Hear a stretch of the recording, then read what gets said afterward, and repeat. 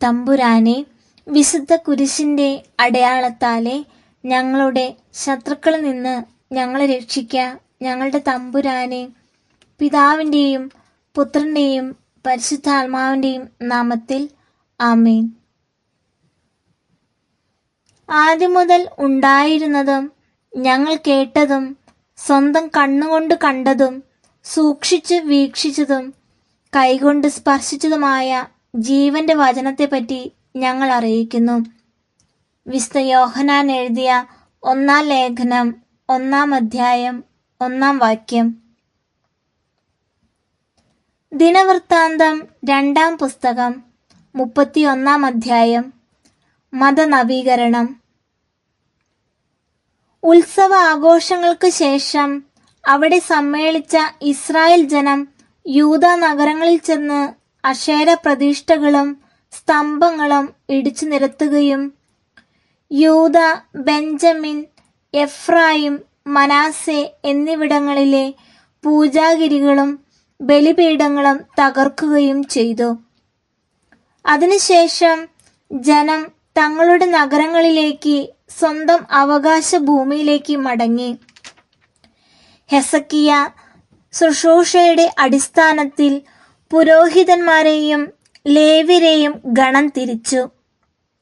ദഹനബലികളും സമാധാന ബലികളും അർപ്പിക്കുന്നതിനും കർത്താവിൻ്റെ പാളയത്തിൻ്റെ കവാടങ്ങളിൽ ശുശ്രൂഷ ചെയ്യുന്നതിനും സ്തുതിയും കീർത്തനങ്ങളും ആലപിക്കുന്നതിനും അവരെ നിയോഗിച്ചു. കർത്താവിൻ്റെ നിയമം അനുശാസിക്കുന്നത് പോലെ പ്രഭാതത്തിലും പ്രദോഷത്തിലെയും ദഹനബലികൾക്കും സാപത്തിലും അമാവാസിയിലും നിശ്ചിത തിരുനാളുകളിലുമുള്ള ദഹനബലിക്കുമായി രാജാവ് തൻ്റെ സ്വത്തിൽ ഒരു ഓഹരി നൽകി. കർത്താവിൻ്റെ നിയമത്തിന് അവർ തങ്ങളെ തന്നെ പ്രതിഷ്ഠിക്കേണ്ടതിന് പുരോഹിതന്മാർക്കും ലേവ്യർക്കും അവകാശപ്പെട്ട ഓഹരി കൊടുക്കാൻ ജെറുസലേം നിവാസികളോട് അവൻ കൽപ്പിച്ചു.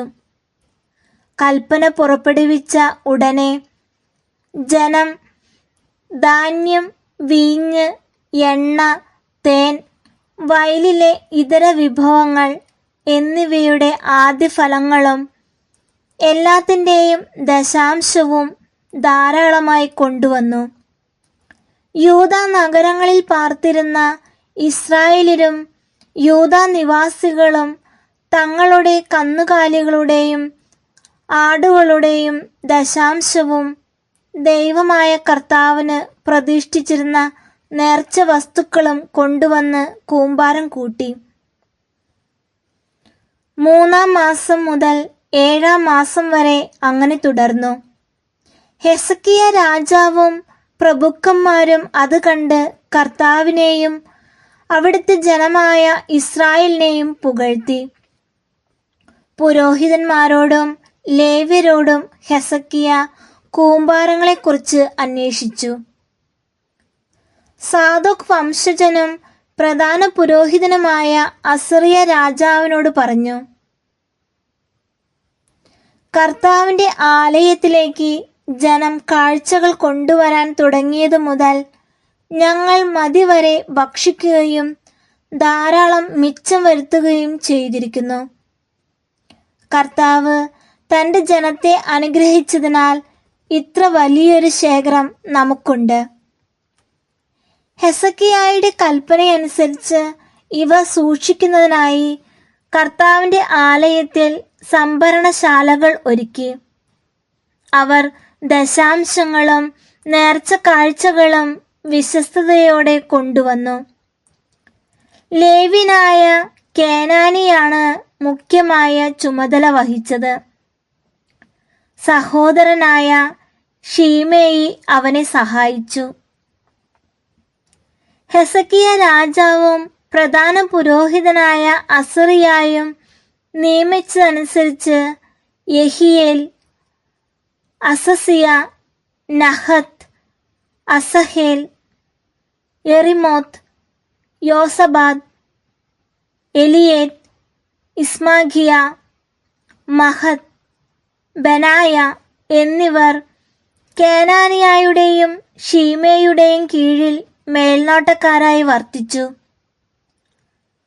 ലേവ്യനായ ഇമ്നായുടെ മകനും പൂർവ കവാടത്തിന്റെ കാവൽക്കാരനുമായ കോറെ ദൈവത്തിന് അർപ്പിക്കപ്പെട്ട സ്വാഭിഷ്ട കാഴ്ചകളുടെ മേൽനോട്ടം വഹിച്ചു.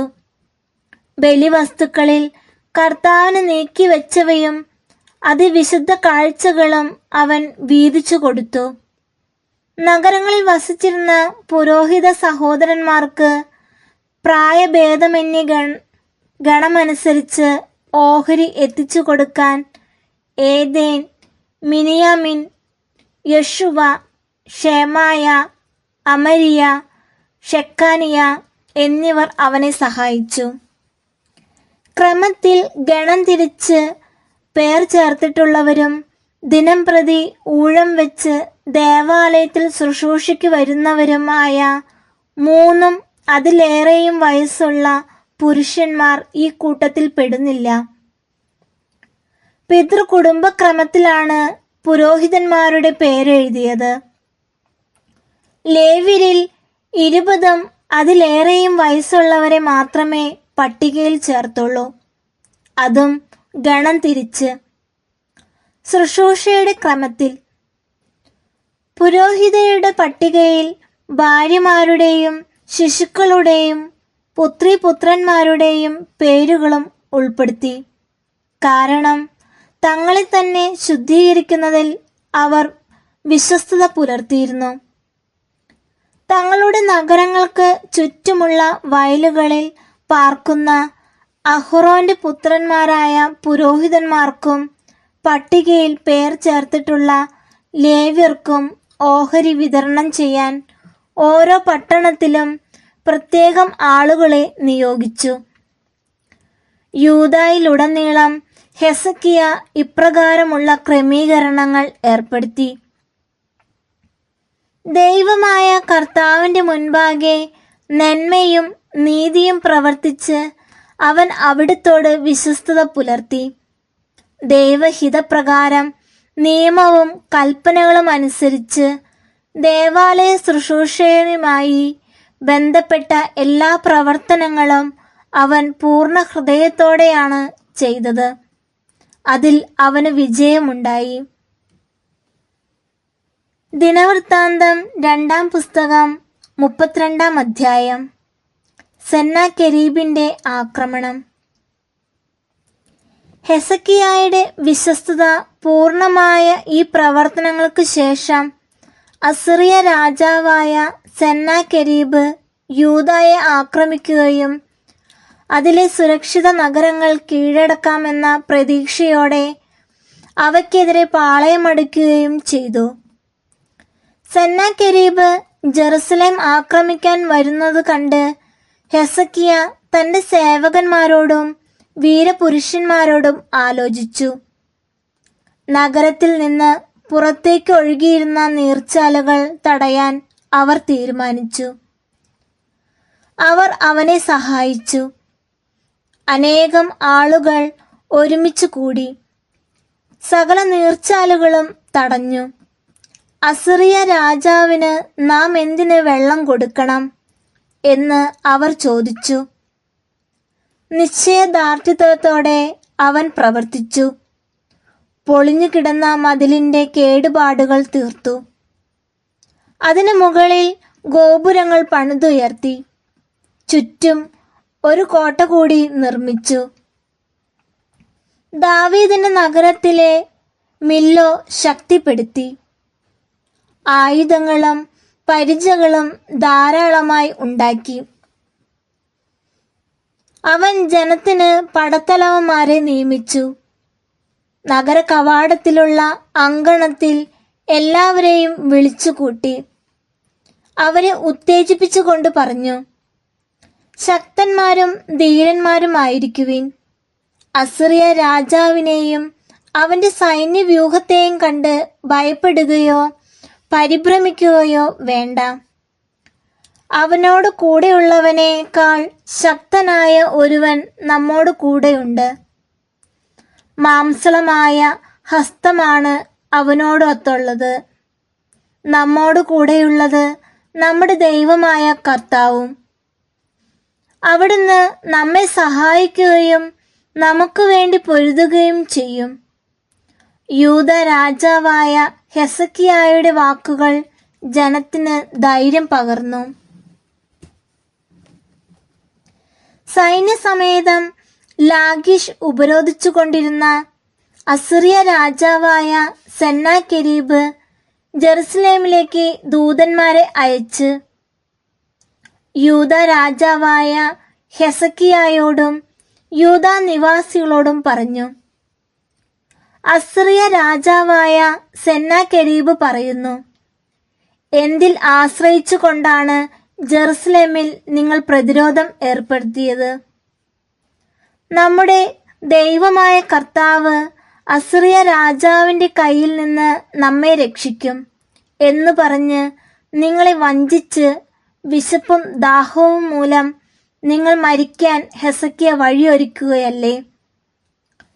ഈ ഹെസക്കിയ തന്നെയല്ലേ അവിടുത്തെ പൂജാഗിരികളും ബലിപീഠങ്ങളും നശിപ്പിച്ചതും ഒരേ ഒരു ബലിപീഠത്തിന് മുന്നിൽ ആരാധിക്കുകയും അവിടെ മാത്രം ദഹനബലികൾ അർപ്പിക്കുകയും ചെയ്യണമെന്ന് യൂദായോടും ജെറുസലേമിനോടും ആജ്ഞാപിച്ചതും? ഞാനും എൻ്റെ പിതാക്കന്മാരും മറ്റു ജനതകളോട് ചെയ്തതെന്തെന്ന് നിങ്ങൾക്കറിഞ്ഞുകൂടെ? അവരുടെ ദേവന്മാർക്ക് തങ്ങളുടെ ദേശത്തെ എൻ്റെ കയ്യിൽ നിന്ന് രക്ഷിക്കാൻ കഴിഞ്ഞോ?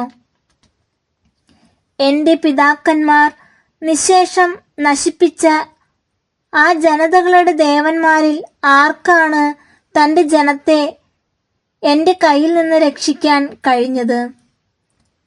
പിന്നെ നിങ്ങളുടെ ദൈവം എൻ്റെ കയ്യിൽ നിന്ന് നിങ്ങളെ രക്ഷിക്കുമെന്നോ? അതിനാൽ ഹെസക്കിയ നിങ്ങളെ ഇപ്രകാരം വഞ്ചിക്കുകയോ വഴിതെറ്റിക്കുകയോ ചെയ്യാതിരിക്കട്ടെ. അവനെ വിശ്വസിക്കുന്നത് എന്റെയോ എൻ്റെ പിതാക്കന്മാരുടെയോ കയ്യിൽ നിന്ന് തൻ്റെ ജനത്തെ രക്ഷിക്കാൻ ഒരു ജനതയുടെയും രാജ്യത്തിൻ്റെയും ദേവന് കഴിഞ്ഞിട്ടില്ല. പിന്നെ നിങ്ങളുടെ ദൈവം എൻ്റെ കയ്യിൽ നിന്ന് നിങ്ങളെ എങ്ങനെ രക്ഷിക്കും? ദൈവമായ കർത്താവിനും അവിടുത്തെ ദാസനായ ഹെസക്കിയായ്ക്കും എതിരെ ആ ദൂതന്മാർ കൂടുതൽ നിന്ദനങ്ങൾ ചൊരിഞ്ഞു. ഇസ്രായേലിന്റെ ദൈവമായ കർത്താവിനെ നിന്ദിച്ചുകൊണ്ട് അസിറിയ രാജാവ് ഇപ്രകാരം എഴുതി, ജനതകളുടെ ദേവന്മാർ തങ്ങളുടെ ജനതകളെ എൻ്റെ കയ്യിൽ നിന്ന് രക്ഷിക്കാതിരിക്കുന്നതിന് പോലെ ഹെസക്കിയായുടെ ദൈവം തൻ്റെ ജനത്തെ എൻ്റെ കയ്യിൽ നിന്ന് രക്ഷിക്കുകയില്ല. കോട്ടയുടെ മുകളിൽ നിന്ന ജെറുസലേം നിവാസികളെ സംഭീതരാക്കി നഗരം പിടിച്ചെടുക്കാൻ വേണ്ടി യൂദാ ഭാഷയിൽ അവർ ഉച്ചത്തിൽ വിളിച്ചു പറഞ്ഞു. ജെറുസലേമിലെ ദൈവത്തെക്കുറിച്ച് ഭൂമിയിലെ ജനതകളുടെ ദേവന്മാരെ കുറിച്ചെന്നതുപോലെ അവർ സംസാരിച്ചു. അവയാകട്ടെ മനുഷ്യന്റെ കരവേല മാത്രമാണ്. ഹെസക്കിയ രാജാവും ആമോസിന്റെ മകനായ ഏശയ്യാ പ്രവാചകനും സ്വർഗത്തിലേക്ക് സ്വരമുയർത്തി പ്രാർത്ഥിച്ചു. കർത്താവ് ഒരു ദൂതനെ അയച്ചു. അവൻ അസിറിയ രാജാവിന്റെ പാളയത്തിലെ വീരയോദ്ധാക്കളെയും സേനാധിപന്മാരെയും സേവകന്മാരെയും വെട്ടിവീഴ്ത്തി. സെന്നാകെരീബ് ലജ്ജിച്ച് മുഖം താഴ്ത്തി സ്വദേശത്തേക്ക് മടങ്ങി. അവൻ തൻ്റെ ദേവന്റെ ആലയത്തിൽ പ്രവേശിച്ചപ്പോൾ സ്വപുത്രന്മാരിൽ ചിലർ അവനെ വാളിനിരയാക്കി. അങ്ങനെ കർത്താവ് അസിറിയ രാജാവായ സെന്നാകെരീബിന്റെയും മറ്റു ശത്രുക്കളുടെയും കൈകളിൽ നിന്ന് ഹെസക്കിയായെയും ജെറുസലേം നിവാസികളെയും രക്ഷിച്ചു. അവരുടെ അതിർത്തികളിൽ സ്വസ്ഥത നൽകി. വളരെ പേർ ജെറുസലേമിൽ കർത്താവിന് കാഴ്ചകൾ കൊണ്ടുവന്നു. യൂദ രാജാവായ ഹെസക്കിയായ്ക്ക് വിലപിടിപ്പുള്ള സമ്മാനങ്ങളും നൽകി. അന്നു മുതൽ ജനതകളുടെ മുൻപിൽ അവൻ ബഹുമാനിതനായി. ഹെസക്കിയ രോഗം പിടിപെട്ട് മരണത്തോടടുത്തു. അവൻ കർത്താവിനോട് പ്രാർത്ഥിച്ചു. അവിടുന്ന് അവന് ഉത്തരമരുളി ഒരു അടയാളവും കൊടുത്തു. എന്നാൽ അവൻ തനിക്ക് ലഭിച്ച നന്മകൾക്ക് നന്ദി പ്രകടിപ്പിച്ചില്ല. അവൻ അഹങ്കരിച്ചു. അതിനാൽ അവന്റെയും യൂദായുടെയും ജെറുസലേമിന്റെയും മേൽ ക്രോധം ജ്വലിച്ചു.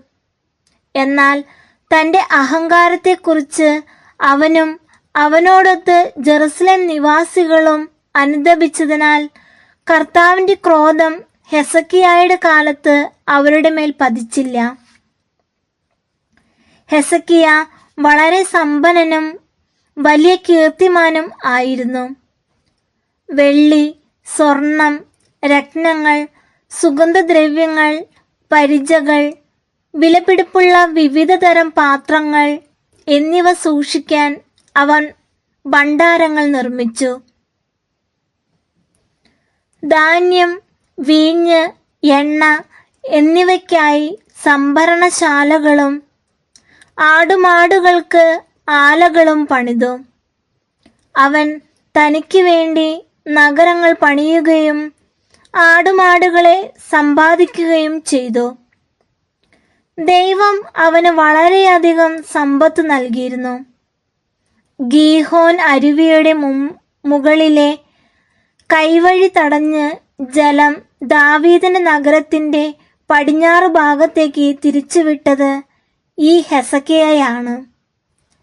തന്റെ എല്ലാ ഉദ്യമങ്ങളിലും അവൻ വിജയമുണ്ടാക്കി. ദേശത്ത് സംഭവിച്ച അടയാളത്തെപ്പറ്റി അന്വേഷിക്കുന്നതിന് ബാബിലോൺ പ്രഭുക്കന്മാർ അയച്ച ദൂതന്മാരുടെ കാര്യത്തിൽ സ്വന്തം ഇഷ്ടമനുസരിച്ച് പ്രവർത്തിക്കാൻ ദൈവം അവനെ അനുവദിച്ചു. അത് അവനെ പരീക്ഷിക്കുന്നതിനും അവന്റെ ഉള്ളറിയുന്നതിനും വേണ്ടി ആയിരുന്നു.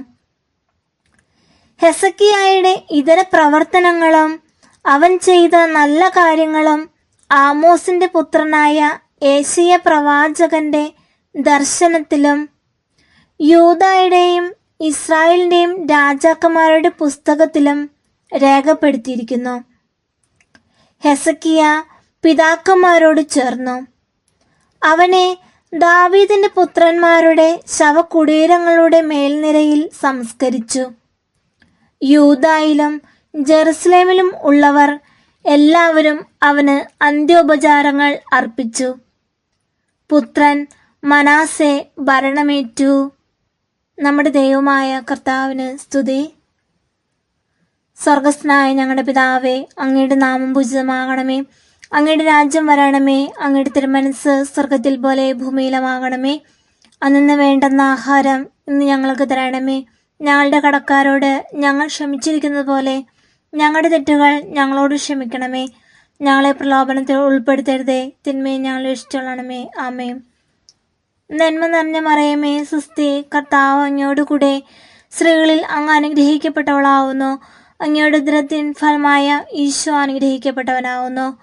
പരിശുദ്ധ മറിയമേ, തമ്പുരാന്റെ അമ്മയും പാപികളായ ഞങ്ങൾക്ക് വേണ്ടി എപ്പോഴും ഞങ്ങളുടെ മരണസമയത്തും തമ്പുരാനോട് അപേക്ഷിച്ചു കൊള്ളണമേ. ആമേൻ. പിതാവിനും പുത്രനും പരിശുദ്ധാത്മാവിനും സ്തുതി, ആദിയിലെ പോലെ ഇപ്പോഴും എപ്പോഴും എന്നേക്കും. ആമേൻ.